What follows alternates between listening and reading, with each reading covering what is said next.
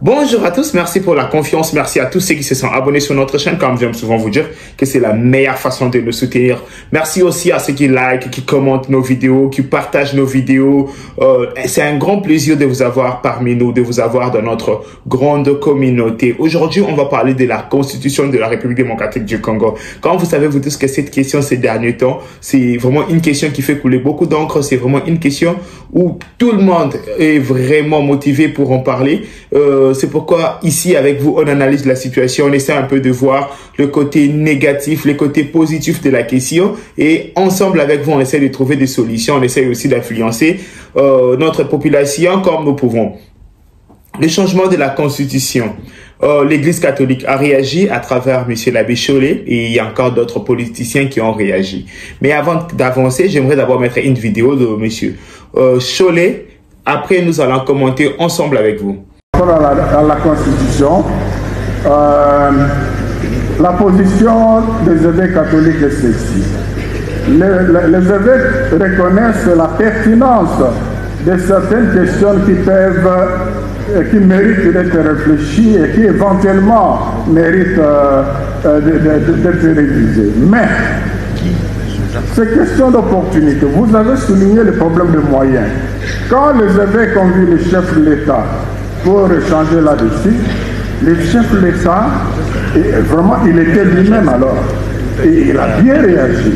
Il dit oui, je pense vraiment qu'il faut réfléchir là-dessus, mais ce n'est pas une question pressante, et ce que j'ai le plus aimé, il a dit, ce serait irresponsable d'aller même dans le sens du changement, du référendum, parce que dans les conditions sociales actuelles, où on a besoin de beaucoup de moyens pour améliorer le social congolais, qui dit référendum, je cite ce mot, qui dit référendum dit élection. Qui dit élection, c'est beaucoup d'argent. Est-ce qu'on peut se le permettre au moment où on doit améliorer les conditions de l'enseignant, de l'infirmier, du policier et du social? Donc le problème, c'est l'opportunité. Et il y en a qui pensent au changement de la Constitution. La Constitution que nous avons aujourd'hui, c'est un pacte républicain qui a résolu un grand problème de sécurité aussi dans notre pays. Donc il faut tenir compte. Les évêques ont conseillé au chef de l'État de ne pas donner l'ordre. Ils lui ont conseillé d'examiner tous les aspects sécuritaires, les aspects sociaux, les aspects... Donc voilà, je crois que c'est la sagesse qui parle. Là, il ne s'agit pas de 2 ou 3 évêques, mais tous les évêques de la RDC réunis qui peuvent vraiment prendre position simplement pour agir contre le pays. Il n'y a pas une institution qui aime ce peuple comme les évêques législatifs. Merci. Ok, vous avez suivi M. l'abbé Chollet qui a parlé de la Constitution. Donc, il dit que l'Église catholique n'est pas contre le changement de la Constitution, mais il a beaucoup demandé plus de garanties pour voir que s'il faut changer la Constitution, il nous faudra au moins le référendum. Qui dit référendum dit élection. Qui dit élection parle du budget colossal. Donc, ça sera vraiment très coûteux en ces moments où nous cherchons des solutions pour notre peuple, où nous cherchons comment nous développer et prendre encore beaucoup d'argent, mettre dans des élections. Et juste après, M. l'abbé Chollet, il y a eu Fumutoto qui a aussi intervenu. Je vais vous laisser d'abord voir, écoutez vous-même ce qui s'est dit. Après, on va encore analyser ensemble avec vous. Suivez. Ngana kosala ya ngai metango manda na ngai kosila moto ya koya na sima na ngai. C'était la phrase qui précédait Constitution ezamabe et sengeli to vandela yango. Mais quelqu'un qui veut s'éterniser au pouvoir parle de l'après lui avec un autre. Maintenant, tout le monde a la liberté de proposer, tout le monde a la liberté d'expression, tout le monde a la liberté de réfléchir, mais le chef de l'État ne peut pas nous proposer une réflexion sur la Constitution. Mais comment les Français sont-ils passés de la Première République à la Cinquième République? Parce qu'il y a des Congolais qui pensent qu'une constitution qui est passée par référendum ne peut pas être changée. Mais comment nous sommes-nous arrivés à la Cinquième République en France si les constitutions référendaires n'ont-elles pas été changées? Donc devons-nous priver à notre esprit la possibilité de réfléchir parce que nous n'aimons pas Tshisekedi? Tshisekedi n'était pas chef de l'État, c'est là que je parle. 50 ans après, Tshisekedi ne sera plus chef de l'État. Nous allons regretter si nous avons raté l'occasion de réfléchir sur notre avenir. Maintenant que lui nous a offert cette opportunité de réfléchir, et réfléchissons. Ne lui collons pas des intentions. Maintenant, chers compatriotes, nous sommes au mois de janvier. Joseph Kabila devient chef de l'État. Il était qui? Général-major. Dans les rues de Kinshasa, il marchait avec les grades militaires ici. Il était un élu du peuple. Joseph Kabila est élu du peuple pour la première fois au mois de décembre 2006. Vrai ou faux? En quelle qualité était-il allé consulter le peuple au référendum? Akangi ata lopango te, na bali moi sa tcheze, mais ce que t'as. Parlez-moi maintenant de la Troisième République. C'est que vous acceptez les coups d'État contre le peuple. Vous acceptez la violation du peuple congolais. C'est pourquoi moi je vous dis, il n'y a que Tshisekedi, Félix Antoine Tshilombo, maintenant, qui peut corriger les péchés originels en nous donnant une nouvelle constitution. Et s'il ne nous la donne pas, il aura trahi le peuple congolais qui lui a fait confiance avec 73,48%. Parce qu'à côté, Kabiso, le Kolomoko et Boukana, il y a Mobile. Oui, ça c'était Fumutoto, pour ceux qui ne le connaissent pas, c'est un membre de l'Union Sacrée qui a donné aussi son point de vue sur les élections. Il pense que la Constitution et tout doit être changé. Pardon, il a donné son point de vue sur la Constitution. C'était pas élection. Pour lui, je pense que il pense que la Constitution doit être changée parce que cette Constitution a été faite Kalachnikov à la main.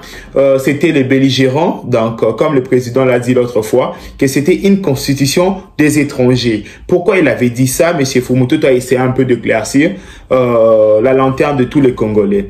Ici, moi avec vous, qu'on parle maintenant, on a vu toutes ces vidéos, on a vu tout ce que les gens pensent sur cette constitution, la constitution de la République démocratique du Congo. Et nous, qu'est-ce que nous en pensons? Selon moi, je pense que cette constitution doit être changée.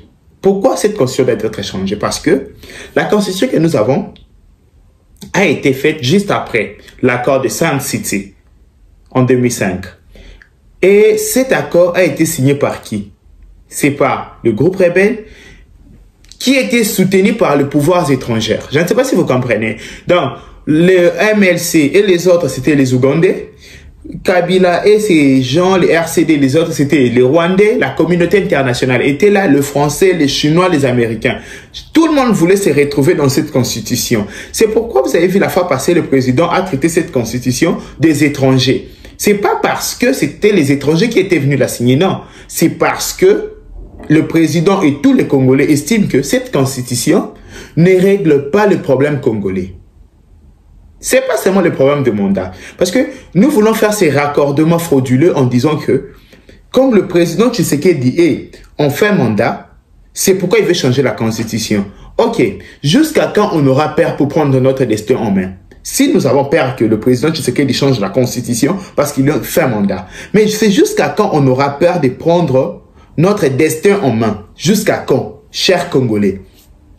Jusqu'à quand? Parce que on a peur. Le même erreur, l'UDPS l'a commis avec Kabila. Je pense que c'est le même erreur que nous commettons maintenant. Et nous allons commettre cette erreur. Nous allons nous bloquer nous-mêmes. Parce qu'on a peur. Parce qu'on pense que tout changement constitutionnel en ces moments, c'est pour s'éterniser au pouvoir. Ce qui n'est pas aussi faux. Mais on a le choix d'avancer ou de rester statique. Moi, je pense que le choix est d'avancer. Je pense que le choix en ces moments est d'avancer. Parce que si nous restons statiques, cela veut dire que, même pour les générations futures, rien ne sera résolu. Oui, le professeur Jacques Njoli a dit, la constitution, c'est comme quoi? Ce sont des règles qui sont établies pour chaque génération précise. Donc, nous, nos problèmes est réglé par la Constitution. Et le problème de nos enfants, le problème de nos petits-enfants, vous pensez que la Constitution va les régler? Non. C'est pourquoi l'homme est appelé à évoluer. Vous voyez? Si l'homme est appelé à évoluer, qu'en dire de la Constitution? Que dire des textes? Donc, nous devons changer cette Constitution pour le bien-être de tout le Congolais. Pour l'adapter à nos coutumes, pour adapter cette constitution à nos mentalités. C'est comme ça que nous pouvons construire notre État. Parce qu'avec cette constitution, ça sera difficile de nous en sortir. Je vous assure, ça sera vraiment difficile de trouver la porte de sortie. C'était ça notre petite analyse sur la Constitution de la République démocratique du Congo. J'aime souvent vous inviter, abonnez-vous sur notre chaîne, partagez nos vidéos, likez, commentez. Ici, j'invite tout le monde que c'est un débat. C'est pas la peine de venir insulter dans les commentaires. C'est un débat. Donnez vos idées. On peut pas être d'accord sur des idées. On peut pas être d'accord, mais nous restons congolais. Vous voyez? Donc, le même pouvoir que vous avez, le même droit que vous avez de critiquer les chefs de l'État, de parler du mal de la République démocratique du Congo, c'est le même devoir et le même droit qu'on a pour défendre la Constitution ou critiquer cette Constitution, défendre le président ou critiquer le président. Donc, c'est ça aussi la beauté de la démocratie. À la place d'insulter, j'aimerais que vous donniez aussi vos idées sur les commentaires. Ça me fera vraiment, vraiment plaisir. Merci beaucoup. Bye bye.